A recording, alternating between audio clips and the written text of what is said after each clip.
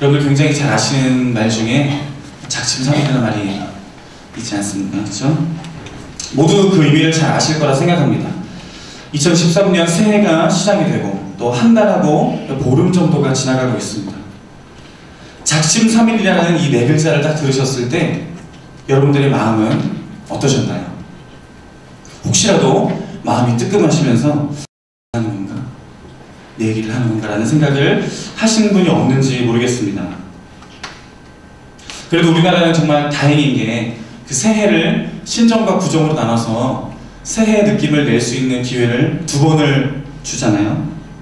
그래서 우리가 2013년 1월 1일 날 내가 결심하고 결단했던 것들이 혹시나 한 달 반이 지나면서 그것들이 잘 지켜지지 않는다 하더라도 구정이라는 그런 기회를 통해서 다시 한번 새해의 마음을 다지고 또 결심을 굳힐 수 있는 그런 기회가 주어지는 것에 대해서 참 감사하게 되는 것 같습니다.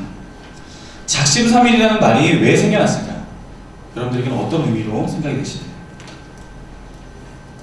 우리가 결심한 것들을 살면서 이루고 실천하기가 결코 쉽지 않다. 다짐하고 결심하지만 대부분이 길어야 3일 가더라. 이런 의미를 담고 있지 않습니까? 다시 말하면 우리가 살아가면서 우리들의 삶 가운데 어떠한 습관을 새로 들어오는 것, 나의 삶의 그런 흐름과 생활 습관 가운데 새로운 어떤 것을 다시 그 안에 정착시키고 자리 잡게 한다는 것이 결코 쉽지 않음을 의미하는 말이라 생각이 듭니다. 그런가 하면 여러분들도 잘 아셨던 중에 3살 버릇 80 간다라는 말도 여러분들 굉장히 어릴 때부터 많이 들어오셨을 거라 생각이 됩니다. 이 속담은 작심삼일과는 조금은 다른 방향에서 우리들의 삶의 습관에 대해서 이야기하는 것 같습니다. 이 속담은 작심삼일은 우리가 우리들의 삶의 어떠한 습관을 정착시키는 것에 포커스가 있다면 3살 버릇 80까지 간다는 말은 우리들의 삶에 이미 자리 잡고 있는 어떠한 그 습관들을 드러내고 고쳐나가는 것도 결코 쉽지 않다는 것을 말하고 있습니다. 지난주 수요일 예배 때도 우리 함께 말씀을 통해서 잠깐 그 이야기 중에 들었던 것처럼 기억은 사라져도 습관은 남는다라는 말이 있지 않습니까? 이러한 이야기들이 우리들에게 궁극적으로 하는 그 의미는 우리들의 삶 가운데 이미 배어있고 자리 잡고 있는 그 습관의 위력에 대해서 이야기를 하고 있는 것은 아닌가 하는 생각을 하게 됩니다. 저도 이런 제가 가지고 있는 어릴 때부터 갖고 있던 습관들 때문에 많이 당황스러웠던 경우가 있습니다. 저는 이상하게 어릴 때부터 어떤 일들을 하면서 깜빡깜빡하는 그런 습관이 좀 있었습니다. 어릴 때 그것과 또 한 가지, 어릴 때 제가 지금 초등학교 때, 중학교 때 이렇게 돌아보게 되면은 저희 어머니한테 2가지를 가지고 참 많이 혼이 났었어요. 그 중에 한 가지가 방금 말씀드렸던 깜빡깜빡하는 거. 엄마가 너 뭐 해라, 아빠가 뭐 해라 라고 말하면 네 대답하고서 새까맣게 잊어먹고 다른 일을 하고 있는 그런 모습과 한 가지는 책상 정리를 안 한다는 거였어요. 책상 정리. 지금도 사무실에 가보면 책상이 사무실에 6개가 있는데 제 책상이 제일 정신이 없는 것 같아서 가끔 스스로 아무도 얘기하지 않는데 저 혼자 스스로 괜히 뜨끔뜨끔 그럴 때가 있습니다. 제가 어릴 때 이 깜빡깜빡하는 이 습관 때문에 굉장히 황당한 사건이 하나 있었습니다. 어릴 때 여러분들도 혹시 모르겠어요. 저는 정말 어릴 때부터 집에서 어머니 아버지를 도와서 심부름을 많이 했었거든요. 정말 어릴 때 유치원 때도 그랬던 것 같아요. 유치원 이제 초등학교 1학년 유치원 들어갈 때쯤에도 저희 아버지가 그때는 이제 담배를 태우실 때였는데 그때는 이제 막 어린애들이 구멍가게 가서 담배 사오고 그러잖아요. 담배 심부름도 많이 했었고요. 아버지가 목마르다고 뭐 이렇게 사오라고 사오기도 하고 지금 생각나는 게 이제 이야기 내 안에 있는 어떤 습관들, 내가 습관들 때문에 당황하고 많이 혼났던 기억들을 떠올리다 보니까 한 가지 사건이 생각이 났습니다. 저 어릴 때 지금 기억에 집에 이렇게 있는데 저희 엄마가 저한테 두부를 사오라고 심부름을 시켰습니다. 두부를 한번 사오라고 지금 제 기억에 1,000원을 주셨던 것 같아요. 1,000원을 주시고 두부가 500원이었던 것 같습니다. 그 사러 이제 1,000원을 가지고 다녀올게 하고 집을 나왔는데 집을 가는 길에 아파트 단지 이제 놀이터를 지나서 가게 되잖아요. 놀이터를 지나서 가는데 친구들을 거기서 만난 거예요. 친구들 만나서 친구들이 놀고 있구나. 나도 잠깐 들러서 안부를 물어봐야겠다라는 마음으로 자연스럽게 놀이터로 발걸음을 옮겼다가 친구들이랑 신나게 놀다가 해가 뉘엿뉘엿 지나면서 져가면서 아, 집에 들어가야겠다라는 생각이 드는데 주머니에 1,000원이 있는 거예요. 그래서 1,000원이 왜 있지? 내 주머니에 1,000원이 왜 있지 생각하다가 나 뭐 심부름 뭐였지? 엄마가 뭐 심부름 시켰는데 생각이 난 거예요. 그래서 깜짝 놀라가지고 큰일 났다. 빨리 뭘 사가야 되는데 뭐였지? 두부가 생각이 안 나는 거예요. 생각이 안 나가지고 제가 그 가게에 막 달려가서 뭐라도 사가지고 집에 갔어요. 사가지고 500원씩 사가지고 집에 딱 가서 내밀었는데 콩나물을 내밀고 콩나물을 내밀고 달려왔습니다. 엄청 혼났습니다. 시간은 시간대로 늦었고 두부를 사오라고 시켰는데 전혀 상관없는 콩나물을. 제 어릴 때 기억에는 두부도 그냥 밥 반찬이고 콩나물도 밥 반찬이고 왠지 500원 하니까 두부도 500원 콩나물도 500원 이럴 것 같은 마음에 그 콩나물을 사가지고 집으로 갔던 기억이 있습니다. 그래서 어릴 때 어머니가 저의 그런 모습을 보시면서 너는 나중에 나이 먹고 크면 깜빡깜빡하는 습관 정말 고쳐야 된다. 정말 고쳐야 된다. 그래서 늘 메모하는 습관을 늘 말씀하셨었어요. 그래서 제가 이제 뭐 중학교 고등학교 때는 잘 생각 안 하고 있다가 대학교 들어오고 이제 군대 가고 또 이제 그러면서 그 메모하는 습관을 들려고 굉장히 많이 노력을 했었어요. 그래서 노트북을 쓰면서 노트북 바탕화면에 그 메모 이렇게 할 수 있는 프로그램을 쓰기도 하고요. 스마트폰으로도 핸드폰을 쓰면서 메모장에서 계속 메모를 하고 지금도 제 책상에 가면 그 포스트잇 아시죠? 메모에서 붙여놓은 포스트잇. 포스트잇을 제가 굉장히 좋아하게 돼서 메모를 하려고 노력하다 보니까 포스트잇이랑 볼펜을 되게 좋아하게 됐어요. 그래서 볼펜 잘 나오는 거 많이 모아놓고 포스트잇도 책상에 서랍 열어보면 종류별로 색깔별로 한 10가지 정도 있습니다. 그래서 포스트잇 쓰는 거를 굉장히 좋아하는 습관이 생겼습니다. 여러분들도 가정에서 자녀들을 보다 보면 공감하시는 분들이 있을 것 같아요. 그 군대 갔다 온 자녀들을 두신 분들은 많이 이제 공감을 하실 것 같은데 첫 아들을 군대에 보내놓고 첫 휴가를 나왔을 때 아들이 집에서 가장 많이 하는 실수가 뭔지 아시나요? 혹시 기억나시나요? 첫 휴가를 나온 아들이 집에서 군대의 습관을 버리지 못하고 가정에서 군대처럼 행동하는데 그 첫 번째가 뭘까요? 네, 남자분들 아시죠? 관등성명 되는 거. 관등성명 되는 거. 이제 친구들, 저도 그렇고 저는 100일회가 나왔을 때 어머니가 밥 차려놓고 형우야 밥 먹으라고 했을 때 이등병 김형우를 외쳐서 어머니가 형우야 밥 먹으라고 말씀하셨는데 이등병 김형우 그래서 부엌으로 달려갔던 기억도 있고요. 친구들 얘기 들어보면 택시 타고 집에 가다가 택시기사가 거스름돈 거슬러주는데 받으면서 관등성명을 댔다. 아침에 엄마가 깨우는데 눈 뜨면서 관등성명을 댔다. 계급과 이름을 말하는 그런 이제 군대의 그런 이제 규율이 있잖아요. 그런 것들 때문에 그런 실수를 많이 범했다는 이야기 많이 들어봤습니다. 또 안경 쓰신 분들은 지금 내가 뭐 세수하고 밥 먹느라고 안경을 벗어났는데 나도 모르게 안경이 있는 줄 알고 자꾸 이렇게 치켜 올리려는 그런 습관들도 많이 혹시 경험하지 않으셨는가 하는 생각을 해보게 됩니다. 이런 수많은 이야기들이 우리들에게 주는 메시지가 무엇일까요? 제가 이렇게 쭉 많은 이야기들을 드렸는데 이 이야기들이 우리들에게 주는 교훈이 무엇일까요? 습관의 위력을 말하고 있는 것입니다. 나의 어떤 의도나 내가 의지를 가지고 행동하지 않아도 몸에 거의 본능에 가깝게 이미 스며들어 있는 습관들 때문에 나의 의지와 나의 생각과 상관없이 내 몸이 그렇게 반응하는 때가 있다는 것입니다. 그런데 이런 습관의 위력이 우리들의 삶을 살아가는 우리들의 현실적인 그 어떤 행동적인 부분뿐만 아니라 우리들이 실제로 행동하고 움직이는 행동뿐만 아니라 우리들의 생각과 사고방식 가운데도 우리들이 어떤 일들을 받아들이고 어떤 상황을 인식하는 그런 과정 가운데 우리가 그것들을 받아들이고 생각하고 반응하는 그 사고방식 가운데서도 이러한 습관적인 모습들이 영향을 미치고 있다는 것입니다. 요한복음 8장 말씀에서도 이렇게 습관적인 사고방식을 하는 사람들의 모습이 그려지고 있습니다. 오늘 함께 읽은 8장 31절 32절 그 이후의 말씀에 보면 오늘 본문 말씀을 들은 유대인들이 대화하는 장면이 그려지고 있습니다. 그 뒷부분의 말씀들을 지금 제가 설명을 드리면서 함께 이 8장의 그런 상황을 좀 알아봤으면 좋겠는데요. 예수님께서 오늘의 본문 말씀 31절 32절 너희가 내 말에 거하면 참으로 내 제자가 되고 진리를 알지니 진리가 너희를 자유롭게 하리라 라는 말씀을 유대인들에게 전하십니다. 유대인들이 나름대로는 당시 최고의 나름대로는 스스로 자부심을 가지고 있었을 거예요. 우리가 진리를 연구하고 우리가 하나님의 말씀을 붙들고 우리가 누구보다도 하나님의 말씀을 붙들고 살기 위해서 치열하게 노력하고 있다. 우리들이 나름대로는 진리를 연구하고 진리를 추구하는 그런 가장 선봉의 선 우리들이 그런 집단이다라는 생각을 가지고 있었을 거예요. 그러한 사람들에게, 그런 유대인들에게 진리를 알아라, 그리고 진리를 통해서 자유함을 누려라라고 말씀을 하신 것입니다. 유대인들은 예수님의 이 오늘 본문 말씀 31절 32절, 너희가 내 말에 거하면 참으로 내 제자가 되고 진리를 알지니 진리가 너희를 자유롭게 하리라, 이 메시지를 유대인들이 받아들이고 그것을 오해하기 시작합니다. 자신들은 노예가 되었던 적도 없고 종이 되었던 적도 없다고, 자유를 누리고 자유를 누리기 위해서 노력할 만한 사람들이 아니라고 이야기를 하기 시작합니다. 다시 말해서 자신들은 우리들 이미 자유한 사람이다, 우리는 이미 진리를 통해서 자유를 얻은 사람들이다라고 생각을 하고 이야기를 하고 있습니다.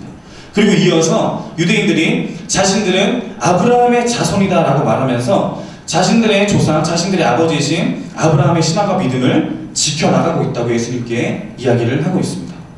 예수님은 그러한 이야기를 계속해서 예수님께 방문하고 있는 유대인들에게 너희가 지키고자 하는 그 생각, 너희가 아브라함의 자손이라고 여기며 너희들의 아버지가 아브라함이라고 믿고 붙들고 너희들이 지금 지키려고 하는 그 생각이 지금 잘못된 생각이다, 틀린 생각이라는 것을 계속해서 지적하고 계십니다.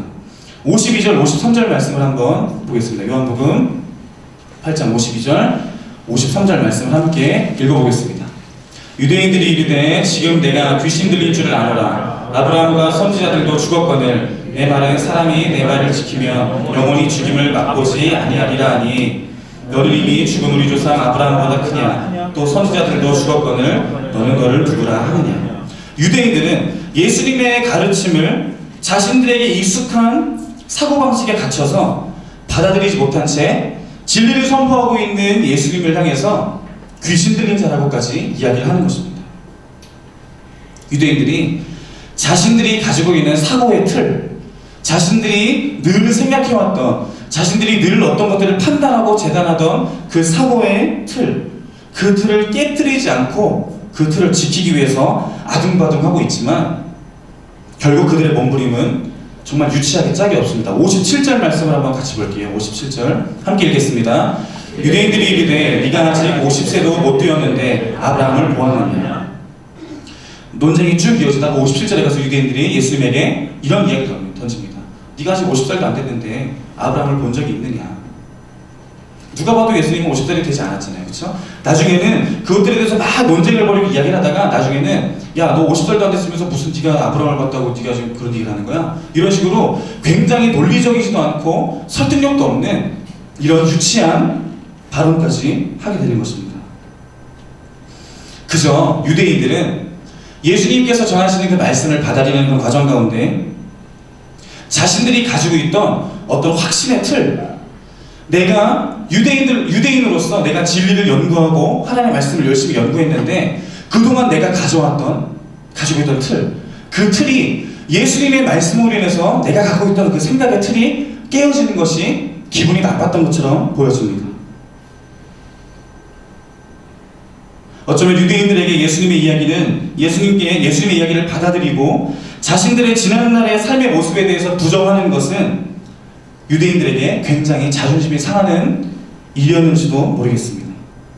그리고 결국 유대인들은 예수님과의 이런 이야기 끝에 예수님의 말씀에 대해서 반론할 이야기가 없어지자 8장 마지막 부분에서는 유대인들이 돌을 들어서 자신들에게 진리를 말씀하고 있는 예수님을 죽이려고 합니다.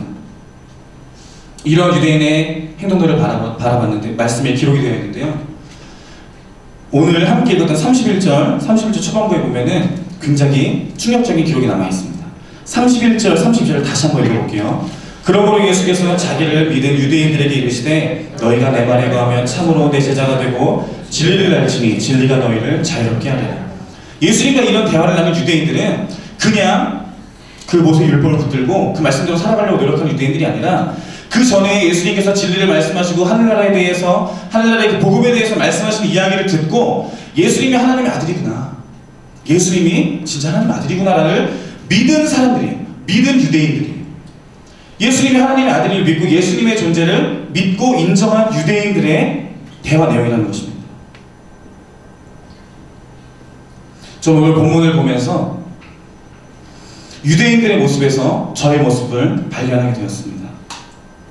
나름대로 오랜 시간 동안 신앙생활을 하면서 나름대로 내 신앙생활에 잔뼈가 굵어져서 다른 사람들의 이야기는 귀에 잘 들어오지 않고 심지어는 나에게 전해지고 나에게 선포되고 있는 하나님의 말씀마저 내 멋대로 재단하고 듣고 싶은 이야기는 듣고 듣기 싫은 이야기는 도려내버리는 제 모습을 발견하게 되었습니다.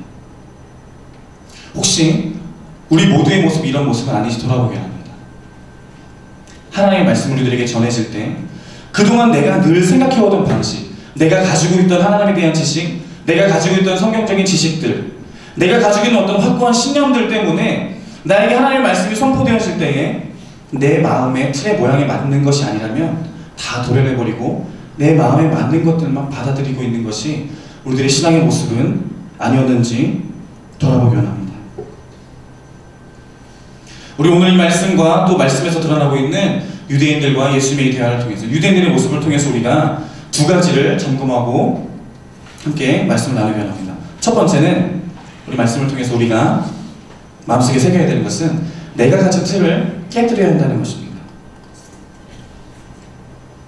본문을 잘 살펴보면 예수님과 대화하는 유대인들에게서 발견할 수 있는 특징이 바로 자신들이 아브라함의 자손임을 강조하고 있다는 것입니다.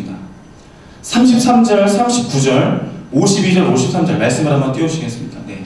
33절에서도 우리가 아브라함의 자손이라, 39절에서 우리 아버지는 아브라함이라, 그리고 52절, 53절에서 계속해서 자신들이 믿고 따르고 있는 자신들의 조상이고 우리들의 아버지라고 말하고 있는 아브라함을 계속 언급하고 있습니다. 그 틀은 유대인들이 가지고 있던 틀이 바로 아브라함의 자손이라는 틀이었습니다. 예수님께서도 이 유대인들이 가지고 있는 자신들이 자부심을 가지고 있고 이것만큼 우리가 깨뜨릴 수 없다. 우리는 아브라함의 자손인데, 우리 아버지가 아브라함인데, 자신들이 옳다고, 자신들이 가지고 있는 신앙이 옳다고 여기는 이 유대인들을 향해서 예수님이 8장 37절에 말씀을 하십니다. 말씀 띄워주세요. 제가 읽어드리겠습니다. 나도 너희가 아브라함의 자손인 줄 아노라. 그러나 내 말이 너희 안에 있을 곳이 없으므로 나를 죽이려 하는도다. 너희가 아브라함의 자손인 거 내가 잘 알겠는데, 너희가 아브라함 후손인 거 내가 잘 알아. 그런데 너희가 그런 생각을 가지고 있기 때문에 너희가 스스로 우리는 아브라함의 자손이다, 나는 아브라함의 후손이다, 우리 아버지가 아브라함이다라는 그 생각 때문에 예수님이 선포하신 그 진리의 말씀이 유대인들이 마음 가운데 거할 곳이 없다고 예수님께서 정확하게 말씀하고 계신 것입니다.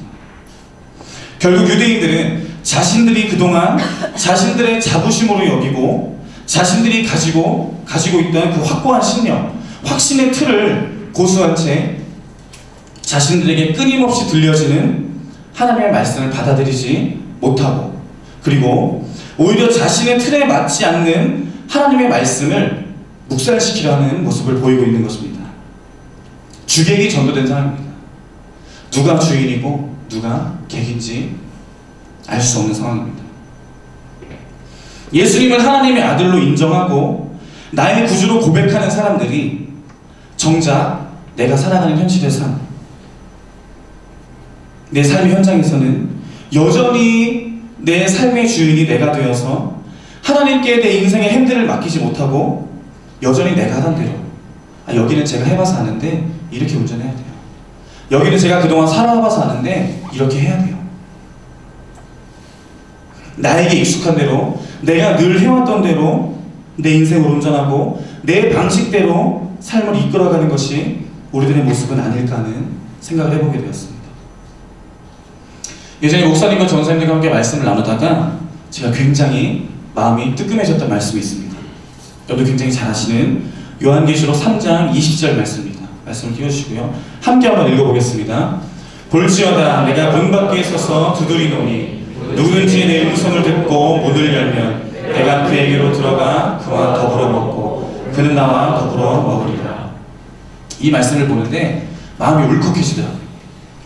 내가 전도사로서, 또 전도사 이전에 내가 하나님의 백성으로서 하나님의 말씀을 듣고 하나님의 말씀대로 따라 살아가기 원한다고, 하나님께서 원하시는 대로 내가 내 삶을 살아드리길 원한다고 늘 이야기하고 입술로 고백하고 있었지만, 말씀을 딱 읽는 순간 내가 혹시 여전히 아직도 내가 문을 닫고 있는 사람은 아닌가, 내 삶의 문 밖에 아직도 예수님을 세워둔 채 내가 내 모습대로 살아가고 있지는 않은가 하는 생각이 문득 들었습니다. 혹시 우리의 삶이 오늘 말씀의 유대인들처럼 겉으로는 예수님을 믿는다고 하지만 여전히 우리의 삶의 문을 닫고 예수님을 문 밖에 세워둔 채 살고 있지는 않은지 모르겠습니다. 우리의 삶에서 하나님을 인정하고 하나님을 믿고 받아들이는 것은 내가 가지고 있던 틀을 깨뜨리는 것입니다. 그리고 하나님 말씀 그대로를 받아들이고 인정하는 것입니다. 물고기를 굉장히 좋아하는 사람이 내가 물고기를 키우고 싶어서 물고기 한 마리 사왔어요. 물고기를 사다가 어항에 놓고 가만히 보니까 꼬리 지느러미가 마음에 안 드는 거예요.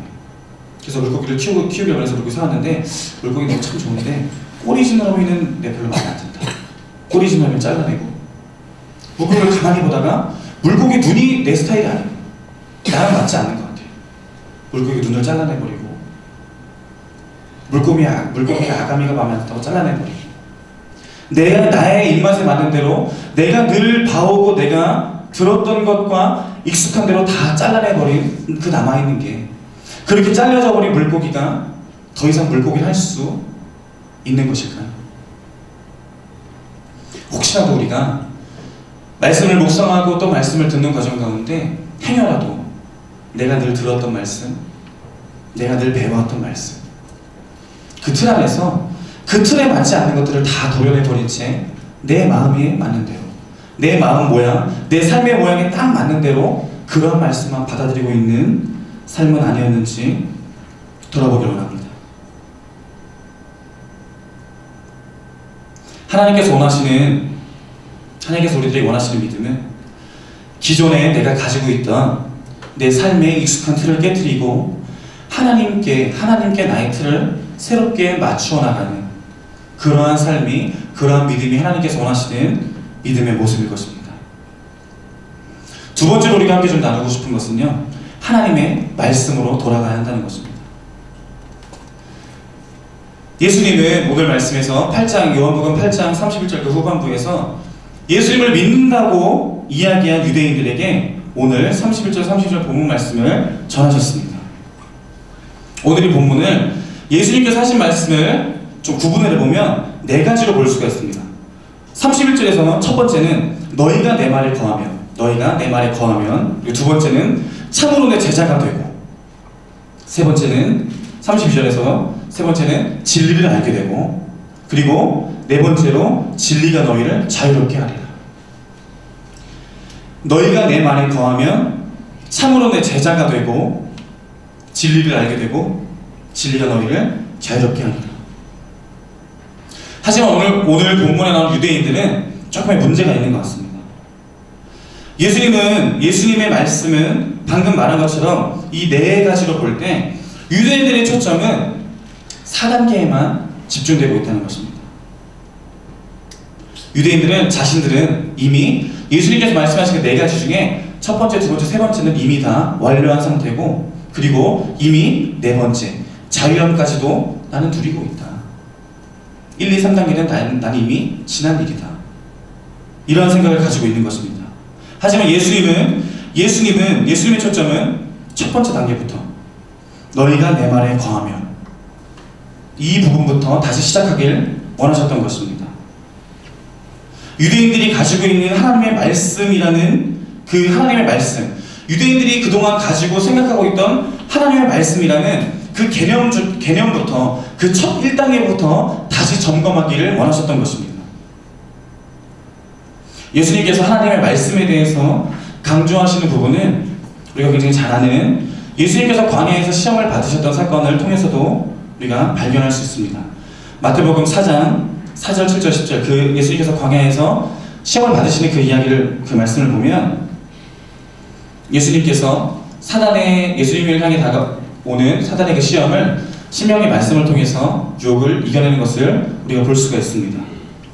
저는 사실 예수님께서 이 말씀처럼 이렇게 신명의 말씀을 가지고 그 유혹에 대적하지 않으셔도 그 방법 외에도 얼마든지 더 쉽게 그 유혹들을 이겨낼 수 있었을 것이라 믿습니다. 하지만 예수님께서 이 마태복음 4장 광야에서 시험을 받으시던 때에 예수님께 다가오는 그 사단의 유혹들을 신명기에 있는 말씀을 가지고 그들을 대적하셨던 이유는 무엇일까요? 저는 예수님께서 그렇게 하신 이유를 우리가 삶을 살아가면서 하나님의 능력의 그 영향을 받으며 살아가는 것, 하나님의 능력을 행하며 살아가는 그것이, 그 근원이 하나님의 말씀에 있다는 것을 알려주기 위한 것이라 생각합니다.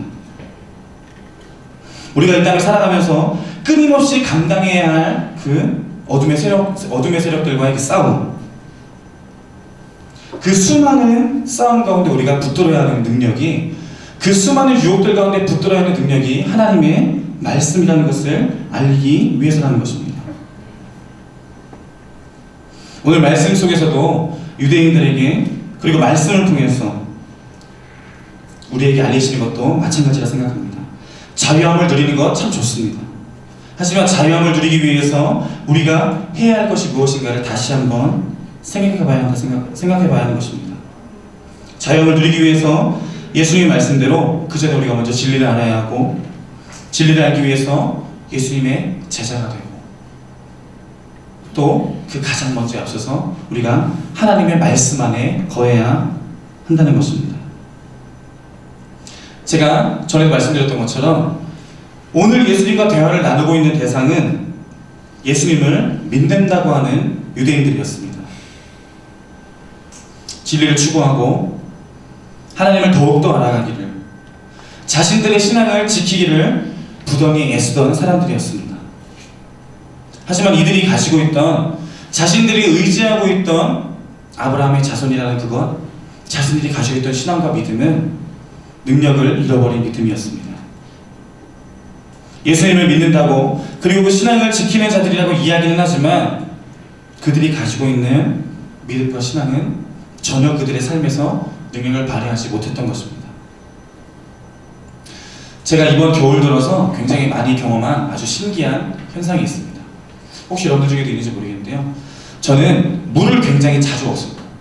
생수를 굉장히 자주 먹어요. 그래서 제가 집에서 교회 오는 길에 또 차를 타고 이동하는 가운데 물을 굉장히 많이 마셔서 차에 항상 500ml 그 생수병이 항상 차 앞에 이렇게 꼽혀 있습니다. 오늘 아침에 차에 타서 시동을 걸고 차가 이제 예열되는 동안에 그 물을 먹기 위해서 물병에 손을 댔습니다. 손을 대서 들어 올리는 순간 그 안에 있던 맑은 물이 갑자기 순식간에 손을 대는 순간 얼음으로 변하는 현상을 보게 되었습니다. 그래서 너무 신기했어요. 분명히 내가 지금 보고 있을 때 그냥 맑은 차나차나 물이었는데 손을 대서 뚜껑을 여는 순간 그 안에 있는 하얗게 천천히 얼음으로 변해가는 모습을 보게 되었습니다. 그래서 되게 신기하고 있었는데 한 얼마 전, 한 달 전쯤에 뉴스에 그 이야기가 나오더라고요. 그래서 과학에서는 그 현상을 과냉각 현상이라고 말한다고 하더라고요. 과냉각 현상. 물이 0도에서는 얼어야 정상인데 주변에 어떤 기압이나 아니면 물속에 그 액체를, 물을 얼음으로 만들어줘야 주는 그 역할을 하는 어떤 그 물질들이 있어야 되는데, 특히 이제 생수 같은 경우에 그런 물질들이 다 정제되고 순수한 물에 가까울수록 그 기온에 대해서 반응하는 현상이 굉장히 불안정해진다고 합니다. 그래서 물의 상태가 굉장히 불안정해져서 이미 수온은 영하에 내려가 있지만 얼음이 되지 않고 있다가 외부의 작은 자극에 의해서 그 물이 순식간에 얼음으로 변하게 되는 것입니다. 저는 그 현상을 바라보면서 우리들의 신앙의 모습을 저의 모습을 돌아보게 됐습니다. 겉으로 보기에는 언제든지 목이 마르면 마실 수 있는 맑은 생수처럼 보이는데, 겉으로 보기에는 누구든지 와서 마실 수 있는, 언제든지 뚜껑을 열면 내 목마름을 해결할 수 있는 그런 맑은 생수 같은데, 정작 마시려고 물에 손을 대고 뚜껑을 열면 주변의 외부의 작은 자극에 반응해서 그 생수로서의 기능을 잃어버리고 굳어버리는, 얼음으로 변해버리는 이 관행의 현상을 보면서 저희 신앙의 모습을 돌아보게 되었습니다.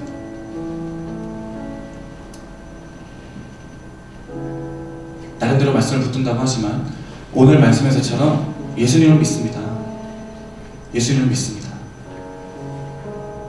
자신의 신앙을 끊임없이 입으로 고백하는 겉으로 보여지기는 전혀 문제없는 신앙인이지만 우리가 삶을 살아가면서 외부의 작은 자극에, 주변의 작은 변화에 그 신앙의 모습이 굳어져 버려서 우리들이 현실의 삶에서는 그 능력을 잃어버리는 그런 신앙의 모습은 아닌지 생각해 보게 되었습니다.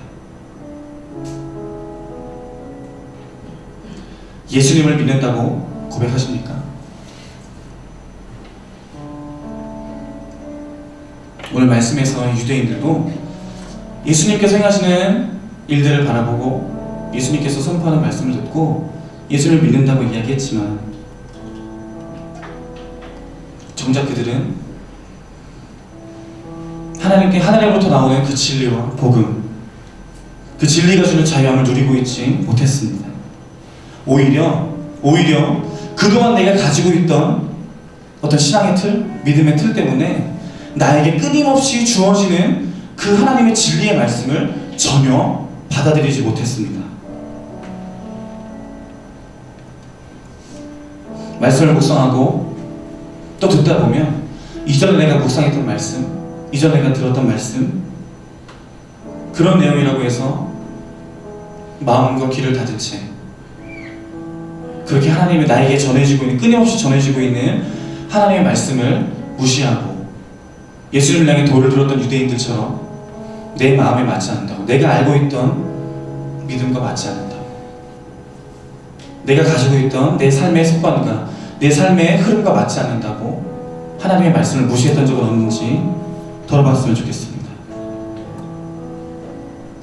예수님께서 진리를 알고 있고 나름대로 신앙생활과 믿음이 안전궤도에 올라와 있다고 생각하는 그 유대인들에게 진리를 알 것을 언급하신 이유가 무엇일까요? 좀 말씀을 묵상하면서 왜 하필 예수님과 대화를 나누는 이 사람들이 왜 유대인들이었을까? 왜 수많은 사람들 중에 예수님을 믿은 유대인들이었을까? 당시에는 누구보다도 말씀을 붙들고 살았을 거고 누구보다도 올바른 신앙을 갖기 위해서 우선 노력했던 사람들일 텐데 이 사람들을 택해서 이런 대화를 나누시고 이런 말씀의 기록을 남기신 이유는 무엇일까? 저희 말씀을 통해서 예수님께서, 하나님께서 우리들이 이미 안전궤도에 올라와 있다고 생각하는 우리들의 믿음과 우리들의 신앙, 그 믿음을 다시 한번 점검하기를 원하셨던 것이 아닐까 하는 생각을 하게 됩니다. 작년 연말부터 새해 사역을 준비하고 또 기도하고 또 말씀을 묵상하는 가운데 하나님께서 복음의 중요성을 저에게 굉장히 많이 말씀하시더라고요. 여러 가지, 또 저희 교부사를 맡아서 아이들을 즐겁게 해주는 것, 아이들을 재미있게 해주는 것, 아이들과 좋은 추억을 남기는 것 너무 좋지만 그 가운데, 그 사역의 중심 가운데 복음이 없이는, 하나님 말씀 없이는 아무것도 아니라는 것을 자꾸 깨닫게 하시더라고요.